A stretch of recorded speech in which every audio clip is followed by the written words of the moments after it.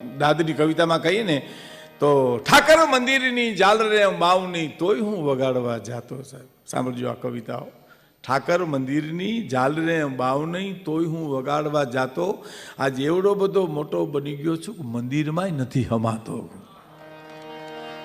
સુંદર કવિતા, ગમે એટલી વાર સાંભળો તો તમને ગમે. સાહેબ આ બધી કવિતાઓ ગમવાની, કારણ કે આ હોનું છે. હોનાને કોઈ દી કાટ લાગે નહીં, ગંગાજળમાંથી કોઈ દી દુર્ગંધ આવે નહીં, અને હાવજ કોઈ દી ખડ ખાય નહીં. સાહેબ આ સોના જેવી વાતો છે, આ બધી જીવતરની વાતો છે. આ તમને ગમવાની જ છે, કારણ કે આ હોનું છે, એને કોઈ દી કાટ ન લાગે.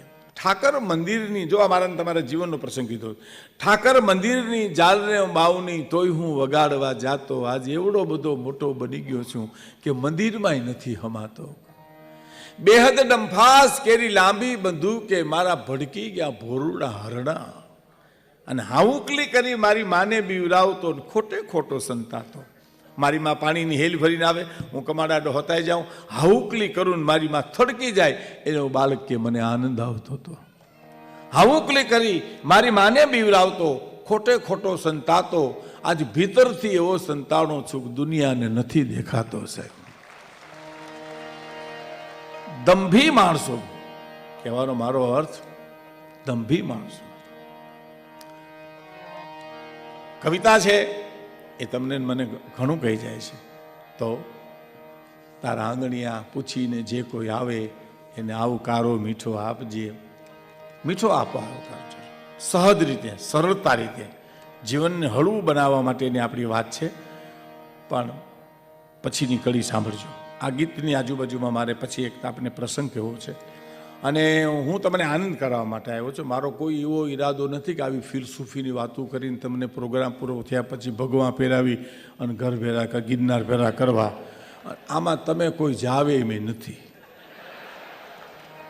કારણ કે તમારા સામે અમે નથી ગયા ને તમે ક્યાંથી જાઓ?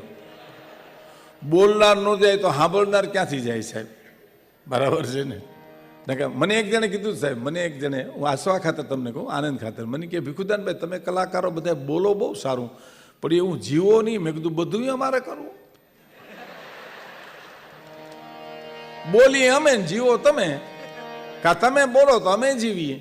હકીકત આસવાની છે. સાચી વાત એ છે, બોલે એને જીવવું જ પડે. સાહેબ જીવવું જ પડે.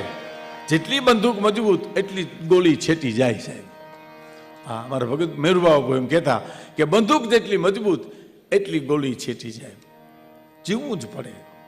ઓલું બહુ સરસ વાત, નાની એવી, તમે ઘણી વાર સાંભળી પણ છતાં કહું. ભગવાન બુદ્ધની પાસે એક બાઈ આવીને એટલું બોલી કે મારો દીકરો ગોળ બહુ ખાય. તો ભગવાન બુદ્ધે એમ કીધું આવતીકાલે આવજો ને. બીજે દી ગઈ બાઈ, બહુ ગોળ ખાય, સમજાવો ને. તો બેટા ગોળ ન ખાતો. તો આટલા માટે બીજી દી ધક્કો ખવડાવ્યો તો ગઈકાલે હું ગોળ ખાતો હતો. પેલા મારે મૂકવો જોઈએ, પછી હું કહી શકું કે હવે તમે ગોળ ન ખાતા છે. જીવન તો આમ જ હોવું જોઈએ. પણ મેં તમને કીધું ને કે ઘણી વાર અમારા જીવનમાંથી હાસ્ય નીકળતું હોય છે. હા, અહીંથી ઉતરીએ એટલે ઘણા સલાહ દી, આમની નામ ગાયું તો સારું હતું, નામની નામ બોલ્યા તો સારું હતું, નહીં તો અહીં માસડે સડો જ ખબર પડે. આ ધારીએ એટલું હેલું નથી. આ કાનની બુટીઓ લાલ થઈ જાય છે. હા, ગામના સરપંચને શિક્ષકની બદલી થઈ ગઈ, એના વિદાય સમારંભમાં ઊભા કર્યા બોલવાને. સરપંચે જે ઉપાડ કર્યો છે બોલવાનો, માસ્તર સાહેબ બહુ સારા પ્રકારના હતા. પ્રકાર કહેવાય માસ્તરને. માસ્તર સાહેબ બહુ સારા પ્રકારના હતા. વિદ્યાર્થી ભણવા જાતા કે ન જાતા તો હાજરી પૂરી દેતા હતા. હવે એની બદલી થઈ ગઈ. આપણા હાથની વાત નથી. ભગવાન એના આત્માને શાંતિ આપે. માસ્તર કે આને હેઠો બેહાડવાને. હા, હેલું નથી હોય. માણસને એમ થતું સલાહ હેલી છે. સલાહ મેં જુનાગઢમાં એક જણાને કીધું હતું, મેં કીધું મને એસિડિટી બહુ થઈ. મને કે એનેથી તો મચ્છર મરી જાય. મેં કીધું એ DDT. તું કેસી DDT છે, હું કહું છું એસિડિટી છે. ઓમાં મચ્છર મરે, આમાં આપણે મરીએ. એમ મને કે તો હશે હો, એને હું લેવા દેવા, સલાહ દે ને હું લેવા દેવા. અમારે જુનાગઢમાં એક જણે એક ભાઈને કીધું કે અમારા ઘરમાં ઉંદેડા બહુ થયા, તો હરપ રાખો હરપ. એમ અમારા ઘરમાં હરપ રાખીએ ને અમારે બસ સ્ટેન્ડ હોવા જવું એમ. આવી સલાહ તો દેમાં, આવી સલાહ તો દેમાં.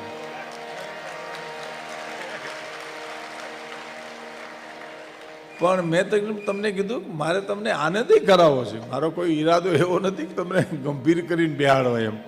વિવેકાનંદ તો એમ કહેતા કે સસ્તા રહેવું હાસ્ય છે એ તો, અને પવિત્ર હાસ્ય સાહેબ, વિકૃત હાસ્ય નહીં, પવિત્ર હાસ્ય. વિવેકાનંદ એમ કહેતા કે નબળા વિચારો છે એ મૃત્યુ છે ને સારા વિચારો છે એ જીવન છે. એના અનુસંધાનમાં હિંગોળદાનભાઈ કહેતા કે નિશાન ચૂક માફ પણ નતાક નીચું નિશાન. હું તમને શું કહું છું કે આ તો આ પ્રોગ્રામ સાંભળવાનો છે, આમાં કઈ જોવાનું નથી એમ.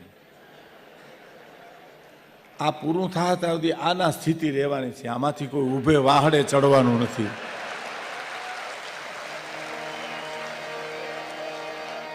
કોઈ સલગતી રીંગમાંથી નીકળવાનું નથી.